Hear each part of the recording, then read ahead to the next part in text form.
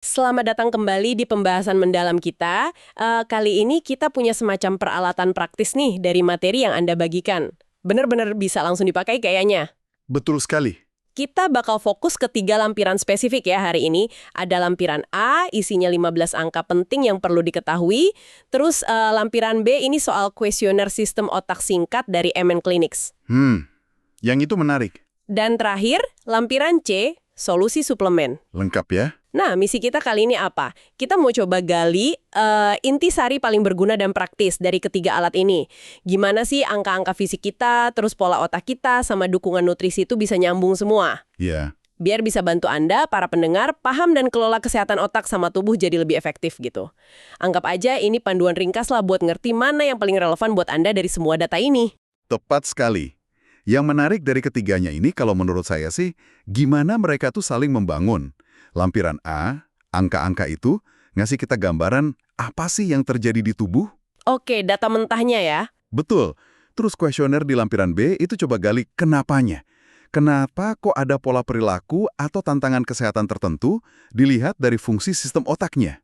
Masuk akal. Dan lampiran C, nah ini nawarin gimananya. Gimana kita bisa coba dukung sistem-sistem otak tadi lewat nutrisi. Jadi kayak perjalanan gitu, dari data fisik ke pola otak, terus ke solusi potensial. Wah, perjalanan yang keren nih kedengerannya. Oke, mari kita mulai dari titik awalnya ya. Angka-angka penting di lampiran A. Ada 15 angka nih di situ. Kenapa sih menurut sumber Anda fokus ke angka-angka ini penting banget? Angka itu ngasih sesuatu yang berharga banget, objektivitas. Kadang kan kita suka ngandelin perasaan aja ya. Kayaknya sehat, rasanya baik-baik aja. Iya, sering banget gitu. Nah, angka-angka ini tuh kayak dashboard mobil Anda lah. Mereka ngasih lihat kondisi mesin tubuh kita sekarang, dan bisa jadi sinyal juga kalau ada potensi masalah ke depan. Oke, jadi kayak indikator ya. Betul, jadi tahu dan ngelacak angka-angka ini, seperti yang ditekankan sumber Anda, itu ngasih Anda kendali. Punya dasar yang lebih kuat buat ngobrol sama dokter, buat bikin keputusan kesehatan yang lebih pas. Bukan cuma kira-kira sehat, tapi saya tahu kondisi saya. Suka banget analogi dashboard tadi. Coba kita lihat beberapa indikator utama di dashboard ini. Pertama, indeks massa tubuh atau IMT. Rumusnya ada kan ya di materi? Kita tahu sih ada perdebatan soal keterbatasannya, tapi kenapa ini masih dianggap penting di sini?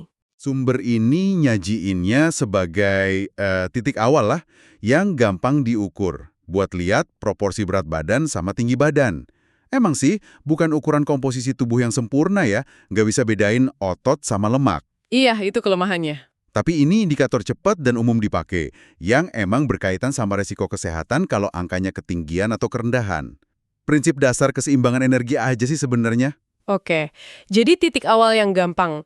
Terus ada konsep kebutuhan kalori harian, pakai rumus kayak Harris Benedict, terus disesuaikan sama aktivitas. Ini kayaknya lebih personal ya.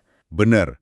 Rumus ini coba ngira-ngira berapa banyak bahan bakar yang dibutuhin tubuh Anda tiap hari. Cuma buat berfungsi aja, plus energi buat aktivitas. Jadi buat maintenance sama gerak ya? Iya. Paham angka perkiraan ini penting buat ngelola berat badan sama energi. Ini lebih ke sisi energi keluarnya nih dari persamaan keseimbangan energi. Nah, ini dia sisi satunya lagi, jumlah kalori harian yang beneran kita konsumsi. Sumber Anda ini nekenin banget pentingnya nyatat makanan. Kenapa kesadaran ini penting banget sih?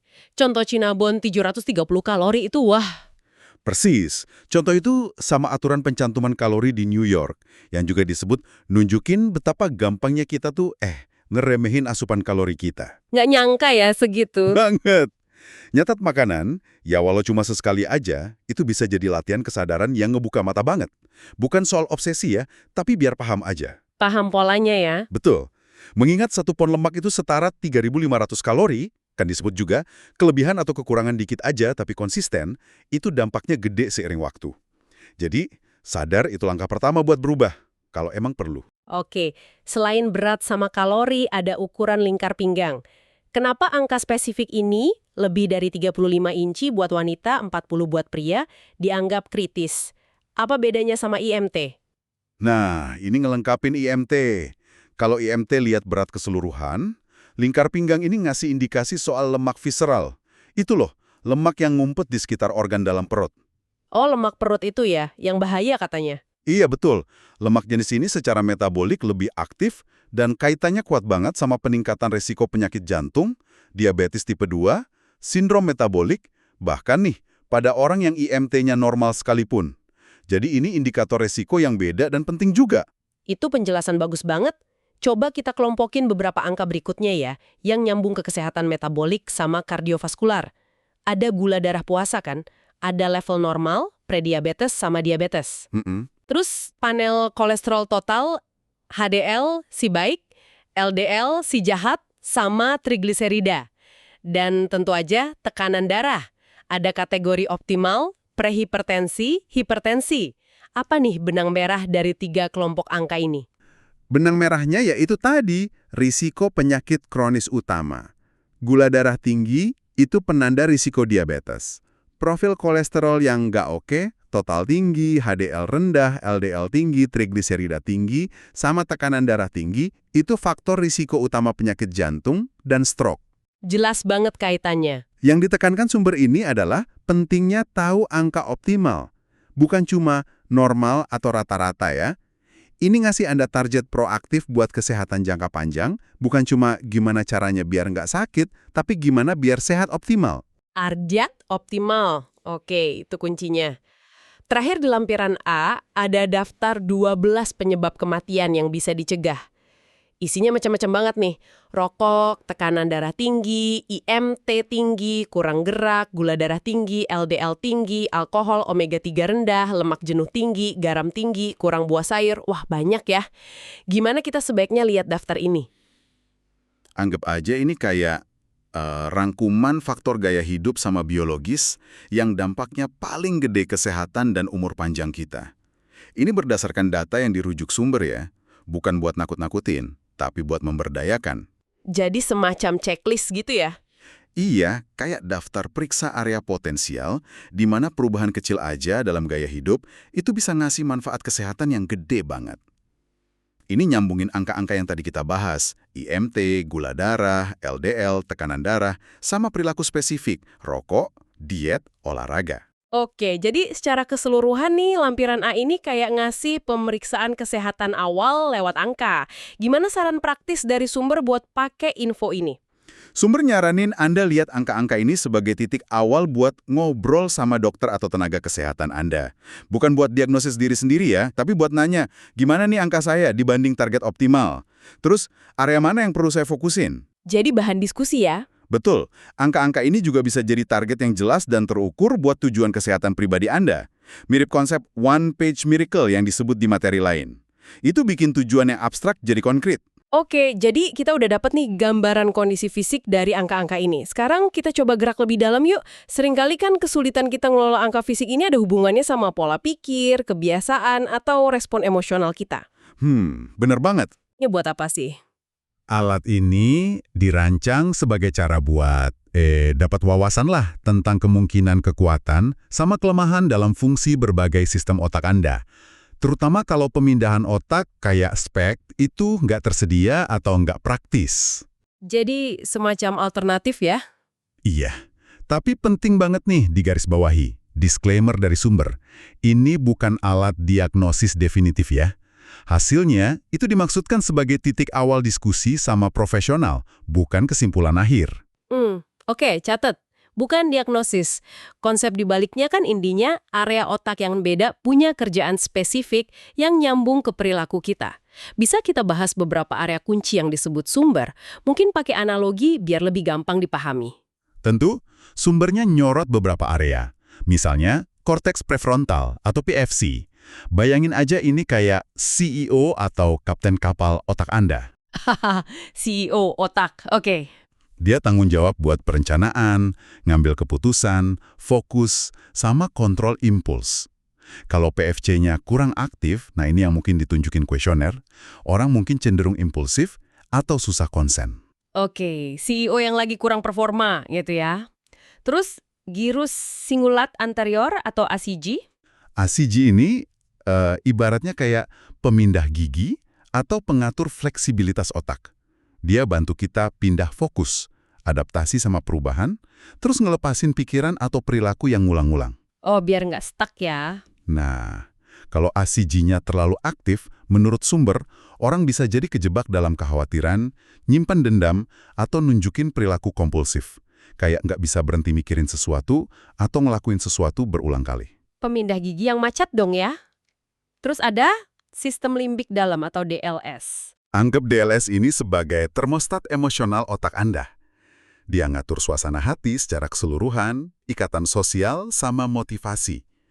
Kalau DLS terlalu aktif atau nggak seimbang, ini bisa nyambung ke perasaan sedih, negatif, gampang tersinggung, atau kurang motivasi. Termostat emosional. Menarik. Ada lagi yang penting. Mungkin ganglia basal. Ganglia basal ini pusat integrasi yang kompleks. Mereka bantu nyatuin perasaan, pikiran, sama gerakan.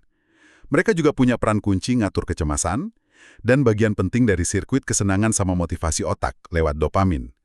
Masalah di sini bisa nyambung ke kecemasan, gangguan motivasi, atau masalah gerakan. Pusat integrasi ya, kompleks juga, dan lobus temporal. Lobus temporal ini krusial banget buat memori, belajar, stabilitas suasana hati, sama pemrosesan bahasa. Masalah di area ini bisa muncul sebagai masalah memori, mood swing yang cepat, atau bahkan masalah temperamen. Wah, banyak ya fungsinya. Sumber juga nyebut area lain kayak lobus parietal, sensorik, oksipital, visual, sama cerebellum koordinasi. Tapi ya PFC, ACG, DLS, basal ganglia, sama temporal ini sering jadi fokus utama kalau dikaitin sama perilaku dan mood. Oke, jadi kuesioner ini pakai skala penilaian diri buat pertanyaan-pertanyaan yang dikelompokin berdasarkan sistem-sistem ini ya. Gimana skornya diinterpretasiin? Biasanya sih kalau Anda jawab sering atau sangat sering, misalnya skor 3 atau 4 di skala 0 sampai 4 itu, buat sejumlah pertanyaan tertentu dalam satu bagian, katakanlah 3 atau 5 pertanyaan gitu. Nah, sumber nganggapnya itu indikasi kemungkinan ada aktivitas berlebih atau kurang di area otak itu. Indikasi ya, bukan pasti. Betul, indikasi aja, bukan diagnosis. Nah, ini nih bagian yang seru banget. Gimana hasil kuesioner ini menurut sumber nyambung ke hal lain yang kita omongin, terutama sama jenis makan berlebih atau angka-angka di lampiran A tadi. Ini koneksi kuncinya. Sumber secara eksplisit nyambungin pola kuesioner sama tipe makan berlebih. Contohnya nih, masalah di ACC, si pemindah gigi yang macet tadi sering dikaitin sama tipe 1, makan kompulsif. Jadi kejebak gitu mikirin makanan terus. Oh, jadi nggak bisa berhenti mikirin ya? Iya. Terus masalah di PFC, si CEO yang kurang aktif, itu dikaitin sama tipe 2, makan impulsif, susah nahan godaan gitu. Langsung hajar aja gitu ya, lihat makanan enak. Bisa jadi. Terus masalah DLS, si termostat emosional, itu bisa nyambung ke tipe 4, makan emosional, jadi makan karena sedih atau stres. Ini nunjukin gimana pola otak potensial bisa dorong perilaku yang akhirnya ngaruh ke angka-angka di lampiran A, kayak IMT atau kalori. Wah, jadi ini kayak coba ngasih lapisan pemahaman kenapa dibalik tantangan perilaku kita ya. Ada lagi yang penting dari kuesioner ini? 2 hal lagi. Pertama, umum banget loh, orang punya indikasi masalah di lebih dari satu sistem otak. Jadi, pendekatannya seringkali perlu kombinasi. Nggak cuma satu area ya? Betul. Kedua, ada aturan penting yang ditekankan sumber. Kalau ada indikasi kuat masalah di lobus temporal yang nyambung ke memori, mood, temperamen, area itu biasanya perlu ditangani duluan. Kenapa gitu? Alasannya, ketidakstabilan di lobus temporal itu bisa bikin susah nanganin masalah di area lain. Dan yang paling penting, hasil kuesioner ini jadi jembatan langsung ke lampiran C. Karena tiap bagian kuesioner seringkali disertain saran suplemen awal yang relevan. Wah, bener-bener ngasih alur pemikiran nih. Pertanyaan buat Anda yang lagi dengerin. Pas denger deskripsi sistem otak ini, ada nggak sih pola yang rasanya familiar atau menonjol buat Anda? Gimana pemahaman potensi pola ini bisa bantu Anda lihat tantangan kesehatan Anda dari sudut pandang baru? Pertanyaan bagus tuh. Oke, setelah dapat petunjuk nih dari kuesioner soal area otak mana yang mungkin butuh dukungan, kita sampai ke kotak peralatan intervensi nutrisi. Lampiran C, solusi suplemen. Apa sih filosofi di balik pendekatan suplemen ini menurut sumber? Sumber nyajiin perawatan alami, termasuk suplemen, sebagai opsi yang potensinya efektif, mungkin lebih terjangkau juga, dan seringkali efek sampingnya lebih sedikit dibanding beberapa obat resep. Ini bisa dilihat sebagai pelengkap atau alternatif. Tapi ada tapinya kan? Nah, ini tapinya penting banget. Dan ini nggak bisa cukup ditekankan. Konsultasi sama dokter atau profesional kesehatan yang kompeten itu mutlak perlu sebelum mulai suplemen apapun. Wajib hukumnya. Harus ya? Apalagi kalau Anda udah minum obat lain, karena potensi interaksi, atau punya kondisi medis tertentu. Keamanan nomor satu. Setuju banget. Jadi ini bukan pendekatan coba-coba asal minum suplemen gitu ya? Sama sekali bukan. Kunci pendekatannya itu penyesuaian atau personalisasi. Suplemen yang disaranin di lampiran C itu seringkali dipilih secara spesifik berdasarkan potensi masalah sistem otak yang diidentifikasi lewat kuesioner di lampiran B tadi. Oh, jadi nyambung banget ya sama hasil kuesioner? Iya, idenya itu ngasih dukungan nutrisi yang ditargetkan ke area yang mungkin lagi butuh. Coba kita lihat beberapa contoh utamanya dari sumber. Suplemen apa sih yang kayaknya cakupannya luas banget atau sering disebut? Minyak ikan omega 3 itu kayaknya ada di mana-mana ya disebutnya. Yap, minyak ikan, khususnya EPA dan DHA, itu disebut punya manfaat yang luas banget. Sumber ngaitinnya sama ngurangin craving, dukung manajemen berat badan, kesehatan kulit, keseimbangan hormon, kesehatan jantung, termasuk metrik kayak HRV atau variabilitas detak jantung itu. Wah, banyak ya? Banyak. Terus ningkatin fokus, terutama kasus kayak ADD, perbaikan mood kayak depresi, bipolar, sama ngurangin peradangan umum. Dosisnya mungkin beda ya, buat pencegahan sama buat kondisi spesifik. Ini dianggap kayak fondasi nutrisi otak gitu sama sumbernya. Fondasi yang kuat ya. Terus gimana kalau yang lebih spesifik buat mood atau kompulsivitas? Yang nyambung ke ACG atau DLS tadi? Nah, disitulah 5-HTP atau 5-hydroxytryptophan sering disebut. Ini prekursor langsung buat serotonin. Tahu kan, neurotransmitter rasa nyaman dan kepuasan itu? Oh iya, serotonin. Sumber nyaranin ini buat makan kompulsif atau emosional, yang nyambung ke tipe 1 dan 4 tadi. Buat ngurangin craving, terutama karbohidrat, gejala PMS, masalah tidur, sama kecemasan atau OCD. Ini langsung terkait sama upaya nyimbangin ACG si pemindah gigi sama DLS si termostat emosional. Oke, jadi buat naikin serotonin ya. Kurang lebih gitu. SMA atau S-adenosylmethionin juga disebut buat mood, terutama DLS kayak makan karena sedih. SAD, terus buat energi, bahkan nyeri sendi. Jadi itu buat nenangin atau nyeimbangin sistem tertentu. Kalau kecemasan gimana? Yang mungkin nyambung ke ganglia basal atau lobus temporal tadi. Buat itu GABA, gamma aminobutyric acid, sering direkomendasiin sumber. GABA ini neurotransmitter penghambat utama di otak. Tugasnya nenangin sistem saraf. Oh, si penenang alami ya? Ya, suplemen GABA disaranin buat bantu redain kecemasan, termasuk makan karena cemas atau panik, sama bantu tidur. Magnesium juga disebut di sini. Mineral ini penting buat nenangin sistem saraf, bantu keseimbangan pusat kesenangan jadi ngurangin craving, sama produksi energi. Magnesium penting juga ya ternyata. Banget. Kombinasinya sama vitamin B6 juga disebut bagus buat fokus, ADD, yang mungkin nyambung ke fungsi ganglia basal juga. Menarik. Vitamin D juga sering banget disebut. Apa perannya menurut sumber? Sumber nyorotin vitamin D itu bukan cuma buat tulang ya, tapi juga krusial buat mood, memori, fungsi imun, sama kesehatan kulit. Yang paling ditekankan itu betapa umumnya orang kekurangan vitamin D. Oh ya, sering ya? Ya, makanya ngecek kadar darah tes 25-hydroksi vitamin D itu sangat dianjurkan sebelum suplementasi dosis tinggi. Oke, cek dulu berarti ya. Terus gimana soal dukungan buat CEO otak kita, CPFC, yang nyambung ke fokus sama impulsivitas tadi? Buat dukung fungsi PFC, sumber nyebutin beberapa opsi. Misalnya L-tirosin, itu asam amino, bahan baku buat dopamin. Dopamin kan kunci buat fokus, motivasi, perhatian. Bahan baku dopamin ya? Terus, teh hijau atau L-theanin, itu disebut karena kemampuannya ngasih kewaspadaan yang tenang. Jadi fokus tapi nggak gelisah. Ginseng juga masuk kategori ini, buat energi sama fokus mental. Ini bisa relevan buat ngatasin makan impulsif, tipe 2, atau susah fokus secara umum. Ada juga yang lebih spesifik ya, kayak buat kulit, ALA, fenilalanin, sama memori, ginkgo, PS, sage, dan lain-lain. Pesan utamanya kayaknya emang penargetan ya. Tepat. Idenya itu pakai nutrisi secara strategis sebagai alat bantu buat nyimbangin sistem otak tertentu berdasarkan petunjuk dari kuesioner tadi. Bukan nyari pil ajaib ya, tapi ngasih dukungan biokimia yang mungkin kurang di area tertentu. Dan jangan lupa, Dan kayak mantra yang harus diulang, selalu diskusikan sama profesional kesehatan Anda. Jangan main coba-coba sendiri. sip. Baiklah, mari kita rangkum yuk perjalanan kita lewat ketiga lampiran ini. Kita mulai dari lampiran A, 15 angka kunci. Itu ngasih Anda dashboard objektif buat ngelacak parameter kesehatan fisik. Dashboard kesehatan. Terus kita pindah ke lampiran B, kuesioner sistem otak. Itu alat buat ningkatin kesadaran diri soal kemungkinan pola fungsi otak yang mendasari perilaku sama tantangan kesehatan Anda. Ngintip cara kerja otak. Akhirnya, kita jelajahi lampiran C, solusi suplemen. Ini nawarin panduan dengan penekanan kuat pada konsultasi profesional ya, buat dukungan nutrisi yang ditargetkan berdasarkan kebutuhan spesifik otak Anda. Nutrisi yang pas sasaran. Kalau kita lihat secara keseluruhan nih, ketiga alat ini kerja bareng buat memberdayakan Anda.